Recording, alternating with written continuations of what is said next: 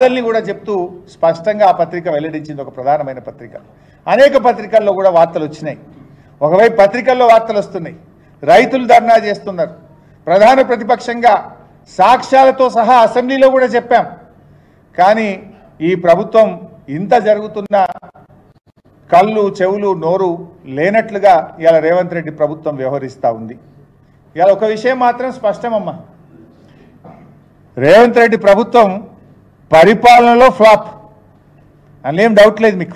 ఇవాళ రాష్ట్రంలో చూస్తే హాస్టళ్లలో ఎలుకలు ఉరుకుతున్నాయి, దవాఖానలలో డెంగ్యూ మలేరియా వైరస్తో మంచాలు దొరుకుతలేవు, పల్లెల్లో పారిశుద్ధ్యం పడికెక్కింది, అంతా గందరగోళం. సంక్షేమ హాస్టళ్లలో పిల్లలు కలుషిత ఆహారం తిని ప్రతిరోజు ఆసుపత్రుల పాలవుతున్నటువంటి పరిస్థితి. అంటే పరిపాలనలో ఫ్లాప్ అనేం డౌట్ లేదు. రెండు విషయాల్లో మాత్రం రేవంత్ రెడ్డిని కొట్టేటోళ్ళు ఎవరు లేరబ్బా. రెండు విషయాల్లో రేవంత్ రెడ్డి టాప్. తొండి చేయడంలో తోపు, బూతులు తిట్టడంలో టాపు. ఇంట్లో మాత్రం ఆయన దాటోడు ఎవరు లేడు. పరిపాలనలో ఫ్లాపు, తొండి చేయడంలో తోపు, బూతులు తిట్టడంలో టాపు. ఇంట్లో మాత్రం ఎవరికి అనుమానం ఉండాల్సినటువంటి అవసరం లేదు.